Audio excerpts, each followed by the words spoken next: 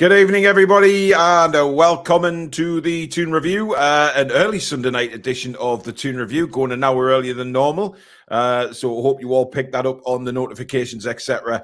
But hello to everybody that's watching the replay as well. This is, of course, our transfer show and, of course, latest news as well.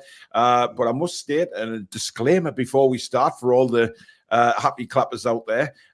We are not saying that anyone is coming to the football club. These are media reports. So all we are doing is having a look at them, seeing what they could offer to the squad should they sign in the future. We have no idea if they are going to sign or whether Newcastle are even interested. These are media links only, but it creates a good conversation amongst all of us to see what they could bring to the club should they sign in the future. So I just had to put that disclaimer out because we don't know anything more than you guys at home do. We are not in the know. We have no idea. We just go off what media reports say, and it creates a bit of conversation amongst our community. So that's all done and dusted. Please do give it the thumbs up if you do enjoy today's show, as well as, of course, if you are new and like what you see, hit subscribe. It is free to do so. And also, you can become a member of the Toon Review by hitting that join button just underneath us. And if you do feel kind enough to donate to the show via Super Chat, that is the $ at the bottom of the live comments. And that will also guarantee your comment to be read out on the show. Right. Hello, guys. Hello. Good evening, everyone. Good afternoon, wherever you are. Hello. Yes. Well done on the Champions League final last night, guys. Great show. Interesting game of football, that,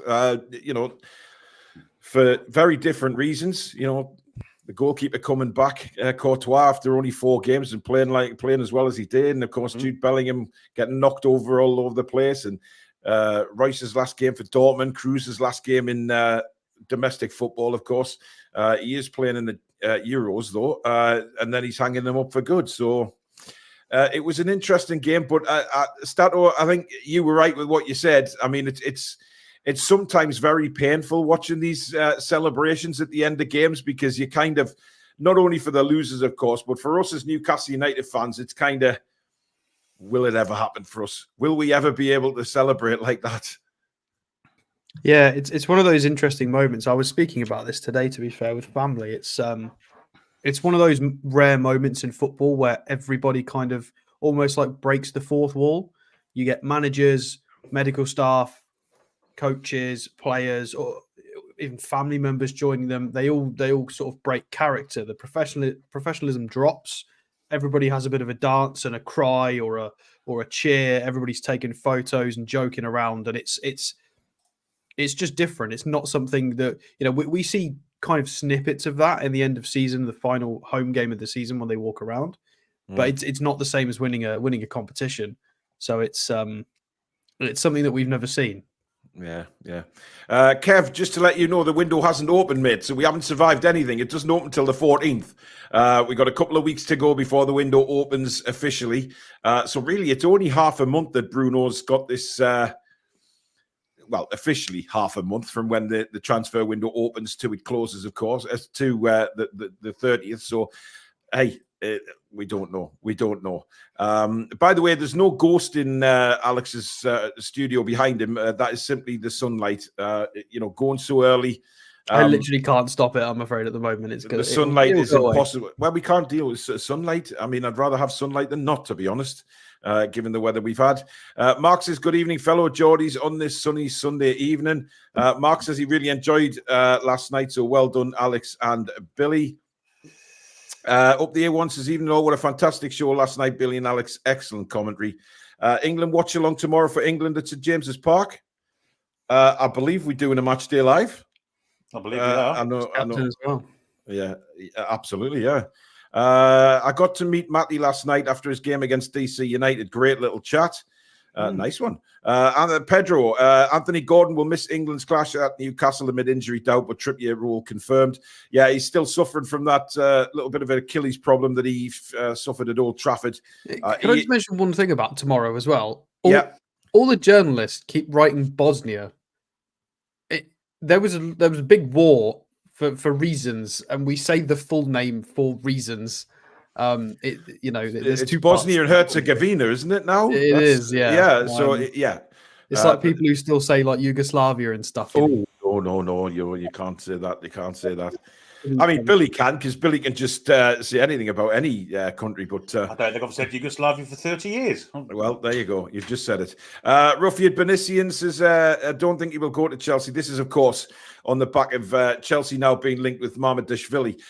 What do you make of that, Billy? Because it just seems like every single player we announce or comes in the media that's linked with Newcastle, suddenly Chelsea are there. And it's. I mean, do they actually have a scouting network, or they just use ours? Well, they're gambling because they've got to get rid of players. I think we've made aware that they've got to shed some players, so otherwise they're going to fall foul of the FFP rules. So they're really gambling for clubs to take their players on. And of course, if you want to buy a player from Chelsea, you've got a bit of bargaining power now, knowing that you've got to sell and getting them cheap. I don't understand Chelsea. I don't know what they're doing. They haven't got a manager. So who's actually picking these players? Wesker's not signed yet. So once again, we're left with Todd Bowley picking the squad for the manager. Makes no sense to me. Yeah, so they could be in a similar situation to the start of last season, Alex, where they're getting a load of players in before the actual manager comes in, and the manager's job is to try and get them all playing as a team, which could take another full season, as Poch found out, and they're in the same bracket. I mean, they've recruited well. They've got very good players in every position. They needed a long time to bed in. The underlying numbers were fantastic, and they're playing some good football now. But they've obviously taken a left turn with the manager. So, yeah, I mean, what you've said is spot on. They're now recruiting for, well, they don't know. It depends who they recruit. I'm guessing they're going to, with the way they've recruited, you're kind of looking at very aggressive 4-2-3-1s, 4-3-3s, possession dominant. You've got a variety of different weapons there in your arsenal. So you'd imagine there's no sort of back five kind of Conte style managers. Not that Conte would go back to Chelsea anyway, but you know what I mean. It kind of he's backed himself into a corner with the type of manager he can recruit. And with obviously Maresca coming in, he does play kind of that way to a point. I mean, it will be interesting. He's massively highly rated. A lot of people that have come away from Man City have been pretty decent in coaching roles. Well, more than pretty decent. So yeah. I think they'll be fine. But my problem is just that with them just being linked with everybody and buying everybody, it's getting on my nerves. They were also linked with Alvaro Valles as well, the goalkeeper of Las Palmas, not just Mamadashvili. So that's two goalkeepers they were linked with. They've got 3 on the books already. They've also got 7 centre halves, but they're getting Tosin as well. So it's just weird. It's just unnecessary. They need punishing. They need to sort out these hotels and all this nonsense, because it just seems like we're playing by the rule book and everybody else is just kind of winging it, and then they're not getting punished for it. And Forest and Everton are getting punished. It's just strange. Billy, you're making some very strange noises towards your television there. Yeah, Rob Burrows passed away. Oh wow! Oh, is that the Yeah. Inevitable, I guess, but it's he put up a big fight though, didn't he? Bless him. Kev says these Euros coming up feels quite low key. All feels flat for me. Just need to hear a bit of Badil and Skinner to get us going. I guess it does, Billy. There's no it kicks off in less than 2 weeks now, and there's no real hype about it. Although I suppose now the Champions League finals out the way, then certainly the television stations, etc., will probably turn to it. But for me, it's very quiet on the Western Front when I consider that. But I expect it to start ramping up. Yeah, now that the actual season's finished, like we just said there, Champions League Saturday, FA Cup the week before. Now it can be geared towards the Euros. The friendlies start tomorrow, the pre-tournament friendlies that we always have. So it will ramp up from now. As I say, as we mentioned earlier, we're going to see Trippier as captain at St James's Park tomorrow. But no Anthony Gordon because he's still suffering. But they reckon he could be back for the Iceland game. So it's going to ramp up from now. And I'm looking forward to it. We look forward to tomorrow night, see how they perform at St James's Park. Yeah. I mean, I know everybody's not really bothered. Some people say they're not bothered about England and stuff like that. But listen, it's a major tournament and we've got an opportunity here to go a long way, providing the manager gets it right, which is, putting Southgate and manager gets it right into the same sentence. Sometimes we don't, but you never know. You never know. Marcus says, I'll eat lads on this sunny Durham evening. God's country, Marcus, God's country. Will Chelsea be going in for Bruno, seeing as they're at it again? I wouldn't be surprised. I mean, where are they getting the money from, Alex? That's what I don't know. I mean, surely they've got to look at Chelsea now and think something's not right. These guys can't go on spending this kind of money. Well, the Tosin deal is rumoured to be 6 years, and I thought we put a stop to that. Well, what happened with that? Is that just not... Well, have they done it in another loophole way somehow? Well, they knocked it from 8 years, didn't they? But I didn't know what they knocked it down to. I don't know what the maximum contract is now. It just seems like the rules are so wishy-washy, and the punishments are so inconsistent, and they get buried with legislation and investigations, and nothing ever happens to these bigger clubs, and it's just getting boring now. But yeah, comically, if they were to try and trigger Bruno's release clause, that would be their 3 midfielders in Caicedo, Enzo Fernandez, and what's his face, and Bruno himself. I haven't heard of him before. All three together, that would be what, 300 and exactly, mil? At least. So, madness. And I just think that they need looking at it. It can't go on like this because, I know they've had plenty of revenue come in over the years, but, when you're talking about the likes of, Manchester City and Arsenal, etc., not being able to spend that kind of money, it's a bit bizarre to me. Something smells a little bit fishy.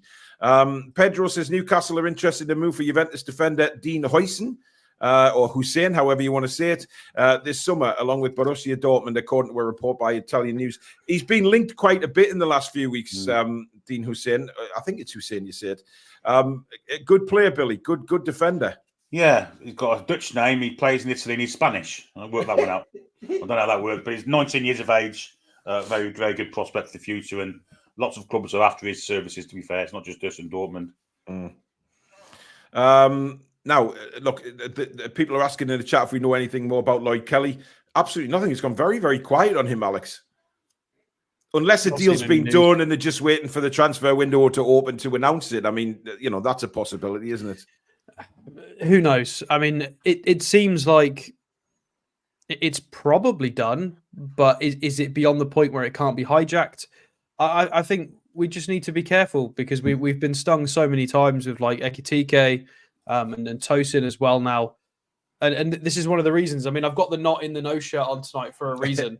We don't, we just don't know. And a lot of these journalists. Well, can you believe, Alex? I have actually had to put a disclaimer in the description to say that all views are from media reports, not the Toon Review. Yeah, it's unbelievable. It's how we've always done it, and it's because you can have as many sources and people in the know as you want, and they might have a lot of good things to say, and a lot of it can be truthful. There might have been talks and meetings. That's fantastic, but until that document's been signed and it's all agreed, it's never 100% because things collapse at the 99th sort of percent. It does happen. We had the João Pedro from Romano. Even Romano's had an egg on his face a couple of times, and he had inside sources at Watford, and that fell through. It can happen.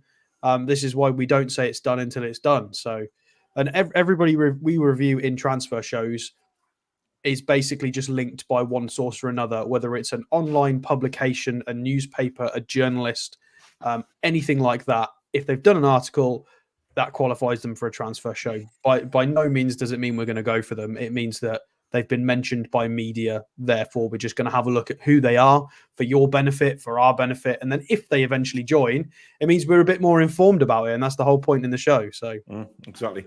Dan Robinson, thank you for your super chat. And he says, my sources inside the club tell me that the Toon Review know all. Well, there you go. Zero says, it seems we get strongly linked with everyone, then suddenly it just stops for no reason. Well, that's what links are. I mean, you get that every transfer window, of course. But look, it's nice. I think it's nice to be, I don't know how you feel about it, Billy, but I think it's nice to be linked with all these really top-class players, considering where, I know I hate saying this, but where we were, when we were looking at players that, scraping them in on free transfers or loan deals. And now we're like up with the big boys, being linked with the big players. I don't see a problem with us just talking about them and seeing what they could bring to the squad should they ever sign. There's nothing wrong with that. We're not sitting here categorically saying, like some people have, that the deal with Tosin was done and he's a Newcastle United player. How stupid do they look now? It's just pointless. Yeah, signed, sealed, and delivered. Tosin, wasn't he? Ridiculous comment to make by whoever made it on Twitter and YouTube. Lots of people have done it. We're always the same, aren't we? We just wait until the scarf's above the head and the official confirmation has been made. And I like being linked to these top players. It's much better than Hamza Chowdhury and people like that. Let's be honest. Yeah. No disrespect to Hamza, of course. Absolutely not. But I mean, Mike Ashley wouldn't fork out a loan fee for him. So no. To be linked with these top players, and I guess it's going to ramp up now. The tournaments are starting, the Copa America and the Euro Championships. I guess we'll be able to watch some of these players live in action. It's going to be great. Really looking forward to it. Mark says the contracts can be any length. It's the actual transfer payments that are maxed to 5 years. Yeah. Interesting. Okay.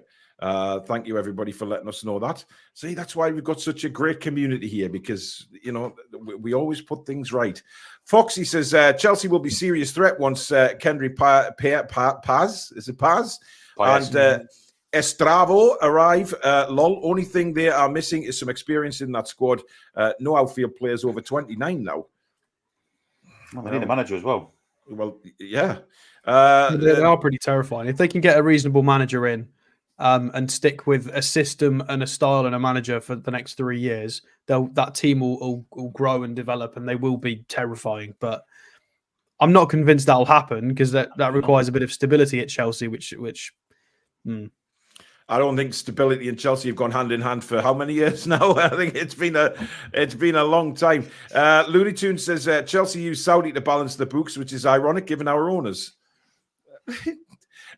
Richard says rumor has it Chelsea could sell their training ground for FFP. Well, they're selling a hotel to themselves. I'm getting away. How can they get away with that? That is blatant cheating right in front of your eyes. Well, to me, it's not even football cheating. That's legal. I mean, surely there's fraud there. No doubt about it. It's fraud. Should be in the courts, let alone the Premier League kind of bad books. They should be in the courts for that. I mean, we could turn around and say, Newcastle is selling the Holiday Inn in Washington, and it's nothing to do with us, but we're selling it and getting the money. So, let's keep it and use that against FFP. It's bullshit. Jam Stasher says, same happens in the real world. When elites commit gross financial crimes, they get a slap on the wrist. When the working class does it, they're behind bars for over a decade. Well, we're getting into some really deep stuff here. Donald Trump. Yes, absolutely. By the way, well done to Daniel Dubois last night, by the way, for knocking the pants out of Deontay Wilder. He's finished now. Dubois didn't fight Wilder. No, not Wilder. What's his face? Hergovich, yes. He gave him a pounding, and he was messed up at the end of that fight when it was called off. It looked iffy for Wilder, didn't it? But I mean, he cut him over both eyes, and yeah. What did you think of Wilder's knockout, though, when he got knocked out? Because he turned to complain to the referee, and then he took a massive right hook over the head. I mean, he got smacked on the nose. He was about to complain about it. Yeah. Ref, he hit him on the nose. It's boxing. He turned around, and then the big Chinaman just followed up and whacked him. He wasn't interested in that fight, Wilder. He wasn't interested. No way. We've got a super chat from Chris Lynch. Thank you very much. I cannot fathom how Chelsea can get away with selling assets and then buying them back. Because it's a load of crap. It's just bollocks. Francisco says player hoarding is the one thing about this sport that still bothers me. I wish there was a rule that mandated the teams to use the players they buy a certain amount of games or be penalised. It's been done for years, Francisco. Liverpool used to do it in the 80s. The teams have been doing it for a long time. Pedro says, I am in the know. I have a great source. No, it's not HP. His name's rhymes with Harry. Chris Riggett's Sunderland youngster, but supports the Toon, wants 100% Toon move. Well, I mean, that's not in the no news, because Chris Rigg has actually said that in the past. Common knowledge, yeah. For goodness sake, TTR, you need some sources, says Garant. I think that's a little bit that's tongue in cheek. Look, what's the point? What's the point of us getting any sources? Because we could sort of say, we've got inside information, and then be laughed at, like the majority of people are who say it would happen. Like even if we spent some time to try and figure out sort of agents and what was going on, we might get a few right, and then we'd get one like that's happened with Tosin that'd go wrong, and then we'd look stupid. So there's no point, because it's not helping you guys. It's just giving you maybes. And there's plenty of that out there anyway. We might as well deal in absolutes and just give you some facts. There's no point. Yeah. I mean, there's nothing wrong with looking at players who are linked in the media. You know, that's fine. But you know, John Stassi says, if I would pay IF, I would buy Central Park in New York City and build a training ground facility there, which we might not ever use. Then after a few years, sell it for trillions of dollars, rinse and repeat forever. I mean, you know, it's exactly. I'm not sure they could afford Central Park. How much would they charge for that? Good God. You wouldn't be able to buy it anyway. Surely it's protected land. Well, PIF probably could. I'm sure the New York Borough would not allow them to buy Central Park. No, I think I'm sure there are other people that have tried that before. Americans. Yeah, it's a lovely place, by the way. It's I love New York. Tremendous place. Steve says, my sauces are in my cupboard with my spice rack. It's all guesswork until the club announced they've joined. I guess it's exciting to speculate, though. Yeah, it is. It's always speculate, but to actually outright state that someone signed is wrong, because no one knows that but the bloody football club. And once again, these clever little people who claim they're in the know make announcements on social media and look like complete monumental bellends. So there you go. Right, who's our first player tonight, Mr. Stato? It is. Can it be a name I can actually pronounce is the question. It might be one you've already said. Oh, Dean Huijsen. There you go. And it is pronounced Huijsen, by the way. I've been educated. I think it's Huijsen. It's Huijsen. It's Huijsen.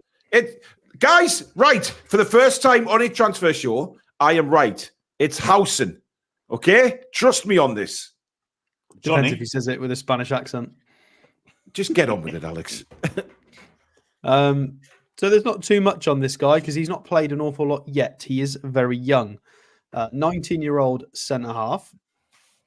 Is Spanish/Dutch. Started off with the Dutch national team in the youth levels and then has swapped to the Spain U21s. So he's kind of done a U-turn there. I don't know exactly why. I'm sure there's a story there somewhere. He's currently in Serie A playing for Roma with just over 500 minutes so far this season with a couple of goals, which is not bad for 500 minutes. And if we scroll down and have a look at his data, please bear in mind this is only 500 minutes.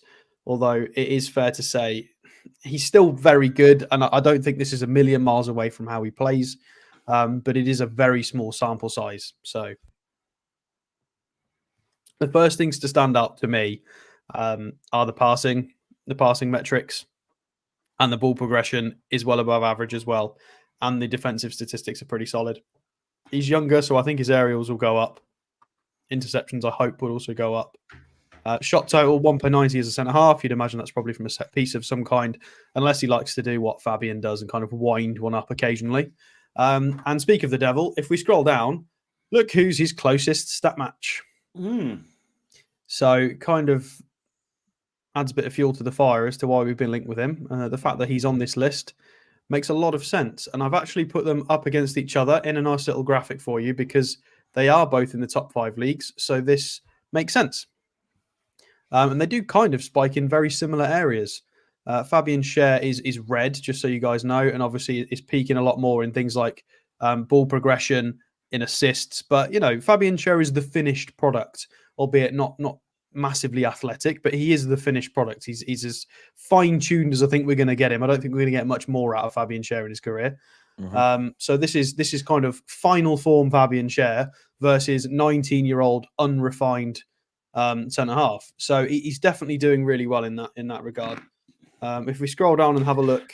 So Dan Robinson's just sent a brilliant super chat in. Thank you so much. He says it's pronounced Huijsen. He is a reliable source. Dear God. Somebody's been looking at the toilet roll jokes today. We've got Roma and Juventus. I think he's at Juventus, but was on loan at Roma. Is that what was going on? I can't remember. We can have a look. Let's have a look. He is. Yeah, he's a Juventus player. Oh, he was in the Malaga youth setup. Oh, I didn't know that. Oh, very cool. And I didn't know your voice could go as high as that, Alex. Yeah, I didn't realize he started off in Spain. I mean, that makes a lot of sense. So he is a Juventus player, and he has a contract until 2028. I don't know why they loaned him out to Roma for money to get like 500 minutes. Maybe the manager didn't fancy him. I think Foxy's put it up there. He got dropped. Yeah. I mean, 19-year-old centre-halves, it happens. But, you play mistakes, yeah. goalkeepers and centre halves under the age of 20 playing in the big 5 leagues. They're genuinely, especially sort of defensive positions, mistakes are going to happen. But it's another one of these players where the foot is listed as both, which is quite interesting. Often implies that they've got a really good technical level. Currently rated at around sort of 10 million euros-ish. And there was what I mentioned earlier about how he started off playing for the Dutch youth setup and then moved to the Spanish U21s and has represented them twice. So technically, you'd still play for Spain or the Netherlands, depending who comes calling first. Yeah, I mean, technically, he could even play for Italy if he stays there and doesn't get capped for the other two. So the door's definitely open for him. So if we scroll down and have a look, he's been on the bench a lot recently. He did play in a recent friendly. This was only a few days ago, actually. So Roma beat Milan 5-2 in a. Does this count as pre-season or is this a post-season? They played a little funny 4-2-3-1 with Angelino out on the left wing, which is a bit odd.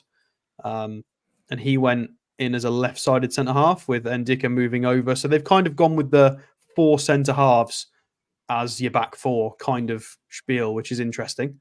A lot of bench, not a lot of games here. A 6.2 against Udinese. So is this the one he made the mistake in? I'm assuming it is it? I think it was, yeah. Yeah, 6.2, and he got hooked. Is there an error leading to a goal? Yes, there is. There we go. That'll be why, though. Very unlucky. Although really solid passing there, 71 out of 77 accurate passes, reasonable physicals. It's obviously just that mistake has done him in, which at 19 years old, it happens.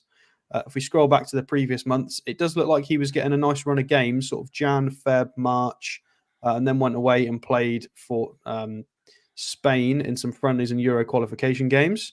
Played against Belgium. So, he's got this is where most of the data for his FB ref is coming from.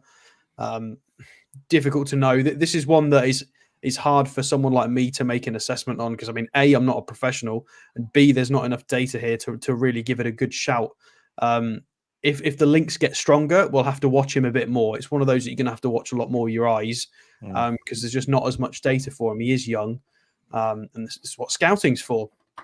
So really kind of difficult to put a yes or a no on it, but massively highly rated prospect involved in the international setup.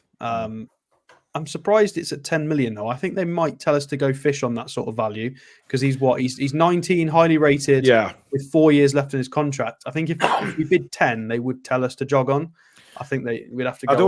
I don't think looking at that, Billy, I don't think he's going to come in as a first choice centre back. He's going to be again a squad member, but a quality one at that, and that's pretty much what we'll be looking for, hopefully during the summer.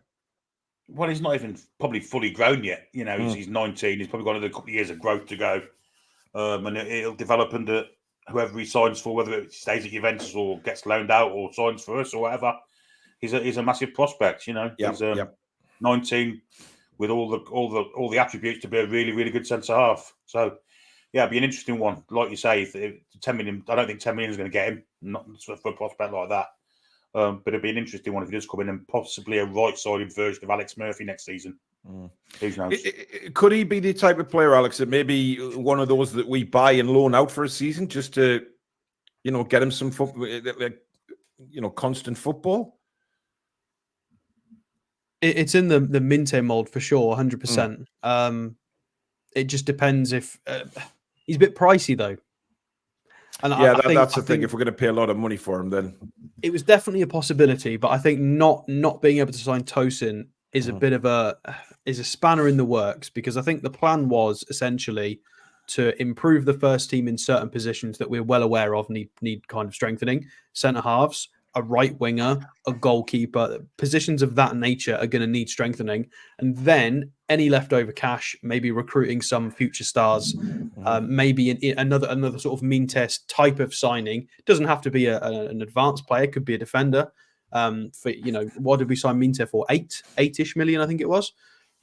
So some more of them would have been great. But the fact that we're not going to be able to get Tosin for free is we're now going to have to front that money unless we can get some sort of clever loan to buy. If we can do sort of another Lewis Hall deal for another player for next year, that could be really good. But yeah, we are a little bit restricted, especially this guy's going to cost a lot more than 8. So. Interesting what Looney Tunes said there, Billy. You know, we need to buy players for the now and in the right positions with our restricted FFP budget. I mean, that's kind of what we maybe didn't do last summer. Was, of course, we brought a lot of academy kids in, and some have worked out, some haven't. And maybe I don't know, want to not exactly take our eye off the first team, but maybe didn't improve on the positions that we should have. And I think this season we have to get that right. Well, the two fullbacks worked in the end, didn't they? Tino and Hall. They worked in the end. Yeah. But we certainly need a right-sided centre-back to back up Schär, because there's no way we can expect Fabian Schär to go a full season without being injured again. And with Lascelles being injured as well, there's definitely got to be some right-sided centre-back cover from somewhere. Whether we go with an experienced one, whether we go with a young one, I don't know. I don't know how it's going to be. Whether there's another out-of-contract centre-back somewhere, who knows? But obviously Tosin was the idea for that. And that would have saved money for players on other parts of the pitch where we would have probably bought first-team quality players. Yeah. I do disagree with both of you on that. I think they did recruit for the first team. They didn't account for somebody getting banned for a year for gambling. Well, that's true. Yeah, that's true. So if Tonali, they did recruit, and I think Tonali being available for an extra 20 matches during that season, and we finish at least 2 places higher in the league. So yeah, good point. Yep, I'd agree with that. But I mean, look, I just I think that's still looking back on last season, thinking it was just the amount of academy players we were bringing in. I mean, even people were commenting in the live chat that they were thinking, "Oh, you know, are we really doing anything for the now?" Because there was that many academy kids came in. But I see your point. What did you make of Tosin's decision to go to Chelsea, Alex? Do you think that was down to money, or just simply because? You know, I mean, he says it's not down to money, but obviously staying where he is, doesn't have to move house, of course. Apparently, Chelsea didn't offer him much more than what we did. I mean, it makes a lot of sense for him in some regards, not in others. Again, he gets to stay in London. He gets more of a pay bump than he would have gotten with us. He gets to work with potentially if Maresca is all sorted, he gets to work with a manager he's worked with before. He was a coach at Man City. And yeah, but I think, and then there's the stability of the supposed 6-year contract.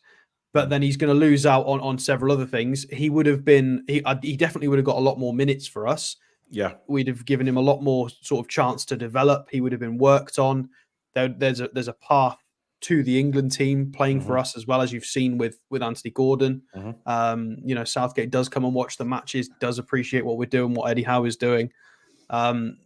So, I mean, I'm biased. I think it was the wrong move, but there are lots of positive reasons as to why he's gone to Chelsea. But he's now got to battle it out with 7 other centre halves in a system that's likely going to have a back 4. So, is he going to be better than 7 of the centre halves? I don't think he is. Well, Anthony says there, Tosin will be on the bench anyway at Chelsea. I don't think he's going to get as much first team football as he actually thinks he's going to get. And the fact that they haven't got a manager yet. How do we know that new manager is not going to come in and just not fancy him at all? I think what Todd Bowley's thinking is get a centre back in for nothing and sell one of the other ones. So which one's going to be sold? Levi Colwill, maybe Trevor Chalobah. You know, them kind of players. Is it not the Silva replacement who's left? Thiago Silva's also gone as well. So, but they're going to have to sell one of them, isn't that? Surely to God, you can't go through a season with like 8 centre halves on your books. Well, this is Chelsea, Billy. I mean, they seem to be able to do anything these days, but especially if they're in FFP problems, I'd see them selling one or two. Well, they've got 3 goalkeepers and they're linked with 2 more. Well, that's just true. By the way, Alfie Harrison has been out playing for the Sevens in Hong Kong, so he's still there. Don't worry. Yeah, it just seems a very strange thing at Chelsea at the minute. But I did see I don't know whether it was this morning. Somebody reported that Chelsea do have to sell. So we'll see. Chris says, do you think the investment in youth and academy players is a focus the club will be looking at to overcome FFP regulations in the long run? Yes, absolutely. It's a good point, that actually. Yeah. I think we're already doing that. Yeah, we are. The ball rolling straight away. And it'd be interesting to see what the new director of football does with that when he comes in, obviously, because that's going to be probably one of his main jobs over the course of the first couple of years, I think, as well. Trevor Chalobah to be sold. Chalobah is the one linked to leave, apparently. So we'll see if that comes to fruition. We don't need any money chaser, need the committed, loyal, good characters. I mean, I'm not really thinking he's gone for the money. I think it's just the fact that it's Chelsea to Fulham. I mean, Fulham is in the Chelsea borough, isn't it? I'm right in saying that? Or right next door? They're right there next door. They're like their local rivals, a bit of enemies, really. It's a strange move, but and the contract length as well. European football as well. Don't forget, he's got that next season. Yeah. Right. The second player tonight. Here we go. And it is Dominic Calvert-Lewin, ladies and gentlemen. Now, he has been heavily linked in various media sources. This isn't just one little media source. He has been linked heavily by mainstream media. Take it away, Stato. So, let me explain, guys. I can already see everybody. He is cap for England. He's got 3 loans on his shirts. Billy. Right. So it would not be my first choice, second choice, third choice. It would be quite far down the list. However, I've tried to look at this, take a step back and look at this as to why we're linked, and could this be genuine? And if so, is he good enough? But the thing is, Alex, out of all the links that have, this guy has probably been the most heavily linked with Newcastle in the last couple of weeks. Yeah, he's been linked quite aggressively, but there are also rumours that there are some existing Premier League players and agents that are kind of using this to get new contracts and better wages. And I'm of the persuasion that one of those is Mr. Dominic Calvert-Lewin. But again, I can't. Are you of the persuasion, Alex? Are you just hoping that's the reason?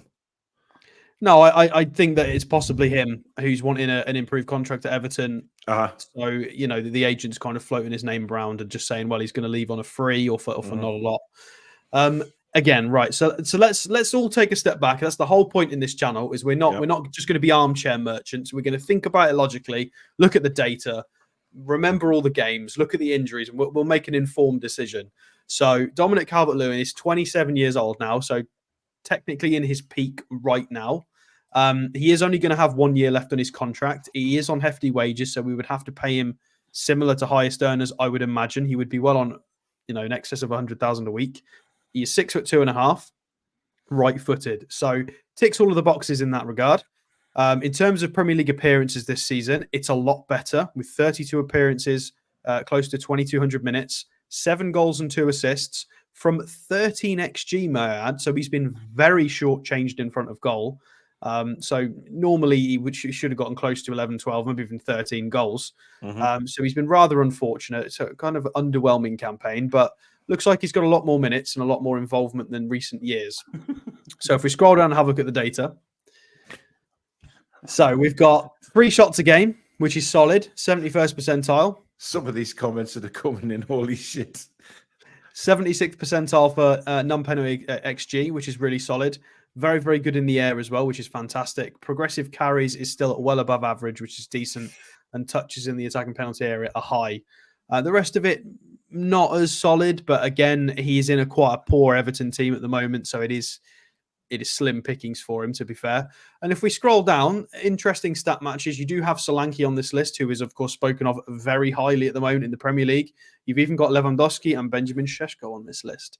So we know that when he's fit, he plays very well. I am very sorry. I am not having that Calvert-Lewin in the same sentence as Šeško. Absolutely not a chance in hell, Alex. I mean, wow. Go back up a bit, Stato. Well, according to that, he's the best defensive centre forward in the country. Great clearances. Clearances and aerial duels won. Yeah, there you go. And we do like having a big physical team. So right, let's look at the important thing. So we need to look at the injuries because I know it's what everybody wants to know. Well, guys, this is the final. This is the final player that we're putting up tonight because we got 20 minutes to go. It'll take that time to go through his injury record. This could be a Chiesa type. It's not. To be honest, I feel like we're doing him a bit of an injustice here. If we have a look, so let's be careful with this. Let's think about this carefully. So the season before last, it was horrific. And that is what everybody's remembering is the 22-23 season. There was hamstring, knee injury. So it was basically all of the days. It was lots and lots of days. How can you, Alex, how can you miss 32 games with a broken toe? Now, correct me if I'm wrong, but a It's more broken than that. toe. I mean, he missed 125 days. I mean, come on, a broken toe. I mean, we're on the terms of bloody Marcelino here. Oh, hang on a minute. I mean, Harvey Barnes does exist. Well, it's a broken toe. Right. Well, recently, how's he been doing then? So last season, he had 17 days out for fitness issues. So again, was that flu? Who knows? No idea. Broken cheekbone for 25 days, which I feel like I'm not as bothered about that because that's just an impact injury. It means it doesn't look like his body's let him down this year. He's had an illness for a week. The hamstring injury that was in the previous season went into the preseason, and he obviously hasn't had preseason training. That's what the fitness issue is. Yeah, so there you go. So probably that's a bit harsh to include that in the season just gone. So we're looking at he broke his cheekbone and he was ill for 6 days. Everybody gets ill once a year. It's quite normal. So I'm just trying to take a step back and be logical about it. The fact Alex, I guarantee that 100% of the chat are not being logical. They are not being logical with you. Look, I'm still saying that I would pick absolutely, yeah. loads of players before Dominic Calvert-Lewin. I'm just saying that there is a universe in which this works. I think it's unlikely and it's a big, big risk. But is it possible that he signs for a club that's a step up from Everton currently and stays fit and bangs him in for 2 or 3 years? Very possibly. Not the most likely, though. I think it's a big risk for anybody if they're going to count on Calvert-Lewin coming in on decent money and taking that step up. It's his hamstrings that would worry me, Alex. I mean, we talk about Callum Wilson's hamstrings, but if you look at the injuries there to his hamstrings, he's got a lot of hamstring issues. Not just that. I mean, Foxy did just mention when we played them, he was on a massive goalless run. And it was a long time. And he only ended that because Paul Dummett gave him a free goal with his wrestling penalty. So if we have a look, there you go. So that started his goal run was us. So the pen against us, and then he scored against Burnley in a win, scored against Liverpool, got a pen against Luton. And he actually played very well against Liverpool, I have to say. So, I mean, his running's been fantastic, but then if you look at before then, he was under sevens. He got an assist against Tottenham. He got a red card against. I do remember that actually. I think that was a bit unjustified. I remember that. It was, yeah. There's just not a lot. So it looks like he's managed to go back to his injuries a second, Alex. Somebody says he was out for 26 days with a bruise. He was a bruise. I mean, where was he? Where was he bruised to keep him out for 26 days? That was like 6 years ago. That doesn't count. I know, but still, Alex, where do you get a bruise that keeps you out for a month? Well, he only missed one game. Yeah, but there was probably an international break. I mean, it was probably end of the season. Yeah. How do you get a bruise that keeps you out for a month? Depends where it is, I guess. Where is the bruise?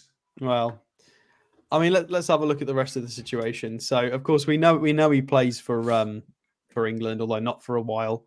Apparently, he plays out left. I mean, I guess when he's on the ball, he does tend to drift a little bit Isaki in that regard in terms of where he drifts, not in terms of on the ball quality. Although he's a fairly decent ball carrier. I mean, massively risky. It could work, but an enormous risk. I would probably say no, unless they give us an offer we can't refuse. I would probably say no, he says. I would probably. Alex, for a fact you'd say no, pal. It's one of those where I really think it could work. I think there's a little bit of me that feels like if he goes to another club, it might work. But it is very risky. Yeah. Billy? I'll usually go against the grain with Everton players, but I'm not going to on DCL. Absolutely not. He was a good player 6-7 years ago, but unfortunately injuries have ruined him. And he's just not the same player anymore. Doesn't have the same dynamism. No, not for me. Look, I think the bottom line is, look, if he signed for Newcastle United, then of course we'd support him. He's a Newcastle player, and you just never know. But why we would want to bring somebody like Calvert-Lewin to the club when we're trying to keep our forwards fit. We're trying to, get over this thing of our forwards just breaking down every 2 or 3 weeks. And for me, he is exactly that kind of player that will break down every 2 or 3 weeks. The way we play as well, the high intensity that we play at, I don't think Calvert-Lewin is the type of player who can play in a high intensity like that and not stubble off with a bruise after 5 minutes. You can see why he's been considered though by clubs. You know, he's 4 years younger than Wilson. He's English. He's got experience in the league, and he's got 1 year left on his contract. And he's had a better season with his injury record. He's made a lot more appearances. As you know, finished the season in good form. But it is a massive risk, and I prefer we went in a different direction. You're not selling it, mate. I'm sorry. I know you're a good salesman, and you could sell sand to the Arabs at times, mate, but not today. I think our centre forward purchase should be 24 years old or younger. I think we should do what we did before.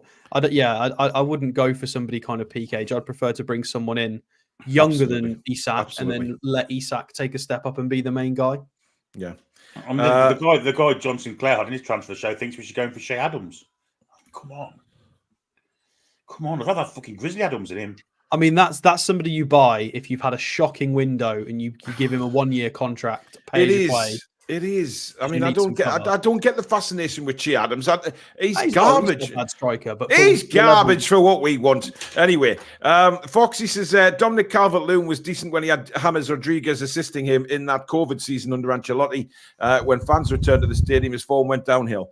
But that's because the fans want to throw pickaxes as everyone, their own players at times. Wagner says, tomorrow I'll tell my boss, sorry, I can't work this month. I bruised my elbow. Steve says, sorry, but we don't need man buns in our team. Just no. It makes no sense, says Kyle. His goal return is worse than Wilson's in more games. Pedro says the only benefit he has over Wilson is that he is younger. I'd rather keep Wilson. Ben says he'd rather have Stato up front. And yes, Julie just say Karius did have a man bun. So there you go. We did have man buns. Oh, we did, didn't we? Yeah. Spike says no thanks. Anyone who's got that long with a bruise, give me a break. I mean, we saw some very interesting comments as to where people thought his bruise was, which I'm not reading out on the show. Penders says, good evening, fellow Toon fans. Not been on for some time, but I've always listened to the best content on YouTube about the Toon. Thank you very much. And by the way, those of you that have been asking, I am bringing the podcasts back to Spotify and iTunes. The first one will be tonight. It will be uploaded later on this evening. So you will have that to listen to in the gym, in the car, walking the dog, sitting on the toilet. Anything else, Billy, you can think of where people like to listen to podcasts? On the Nest. Oh, dear God. You know, why do I ask you questions like that? I should know by now. Ask a silly question. Absolutely. Samsonite Dove says 4 years ago, Wilson had a much better injury record, though. DCL will only get worse and worse. Why sell Chris Wood to buy Chris Wood? Ooh. Yeah. Sesko is not coming. Stop dreaming. Look, let's just... Looks like he's going to Arsenal, doesn't it? Well, yes. Funny enough. Which is good news. Means they don't want Isak. Well, yeah, I mean, he's going nowhere anyway, is he? Right, who is our final player of evening, Alex? I'm waiting until the screen is there so I can put it on. Evening, yes. Here we go. And it is... Semih Kilicsoy. There you go. Who? Don't start with me again with this one, Alex. I know I've pronounced that right. Just call him Semih. Oh, damn. All right. So we don't really have any FB ref data on him because it's Turkey. So unfortunately, if he'd have played a few more Conference League minutes, we would have got some data, but nothing here in terms of the lovely percentiles that we normally get. However, you can still see that he is an 18-year-old forward who has 11 goals and 3 assists, which is rather good considering the fact that he only played 1,600, 1,700 minutes. That's fantastic. So he is a very highly rated young forward for Besiktas. If we scroll down and have a look. You guys are a disgrace in the comments, by the way. Absolutely shocking. He can't. It's not his fault. He's called Semih, okay? Well, it's his parents' fault, but yeah. We'd have a Semih on tonight. Well, I'd like to think that if he signed for Newcastle, he would give all the fans a Semih. But, let's move on. So, I mean, he is a little bit naughty because he wears the shirt number 90, which I don't like. So we don't like those high numbers. We like to keep it serious. I don't know why they do that in Turkey and Italy. 99, 90 on your shirts is stupid. But anyway, Strengths, apparently, according to SofaScore, is finishing. Weaknesses is ball control and aerial duels. Semih's got a problem with his ball control. Oh, dear God. You can't get it in the air either. Sorry. We are so childish on this channel. It is really, honestly, grow the hell up, will you? Come on. He's all finishing now, to be fair to him. Yes, Billy. He is both-footed, apparently, which is, again, an incredible measure. When the websites put both instead of left or right-footed, that is normally a very good sign. And if we scroll down, there are lots of assists and goals going on in here. So recent games, his most recent was on the 26th. So what was that, like a week ago? So let's have a look. They did lose 2-1, but he got the only goal in a 7.9. So he did pretty well wherever he is. There he is. So speaking of Everton centre forwards, there's an old one with Tosin there. Yeah. Another. You've also got Oxlade-Chamberlain supporting the young and on the left wing, that's where Oxlade-Chamberlain ended up, for anybody who didn't know. And the ex-West Ham fullback, Arthur Mazawaku, who was once sent off for spitting at somebody, if I remember rightly. Yes, he was. Anthony Stafford, thank you for your super chat. He says, I've got a semi, so here's a tenner. Jeez. Pound an inch. So, Foxy's saying Besiktas were a disgrace this season. Where did they finish? Where's the league table? Standings. They finished 6th. I guess you'd imagine them to be finishing a lot higher than that. The expectation for Besiktas, Fenerbahce, and Galatasaray is to try and win the league every time. Is that who Jose is taking over, Alex? Besiktas? Fenerbahce. Fenerbahce, right. Okay. Okay, when you consider the points difference, look at that. Galatasaray finished on 102 points, Besiktas on 56. So, although it was only 5 places, the points accumulation is absurd. That's mental. But anyway, that's neither here nor there. We want to look at one player. So we care about this guy. So a 7.9 out on the left wing in this game. And he's heat map is kind of a bit of everywhere. He got his goal. 4 shots he had a go at. 4 completed dribbles as well. It's fantastic. 2 big chances missed. So he might have been able to get more than the 1 goal.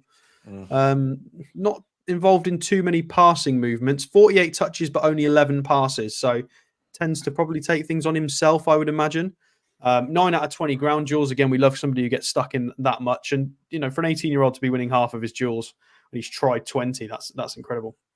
Was fouled 4 times and fouled 3 times. So, again, it shows his tenacity and the fact that he's quite technical. So, if anybody has watched him, so I've watched him a little bit and it's only clips. I've not seen him in an actual game yet, unfortunately. But if we get more linked with him, I will go and actually watch some games. But he is partial to a bit of a chop and a cutback and a ball roll, and he's definitely one of these. The last few times we've looked at players in Turkey, they've all had that knack, and this guy is no different. Of course, we looked at Arda Güler before he went to Real Madrid. Now we're looking at this guy, and he does look like he's quite happy to have sort of 2 players running at him from both sides. He doesn't care about the pressure. He can retain the ball. He can play himself out of trouble and dribble and create something for someone else. He's got incredible technical ability. And now I need to try and spell his name in Transfermarkt and go and have a look at that. Let's just copy and paste it. Let's cheat. That's the best way.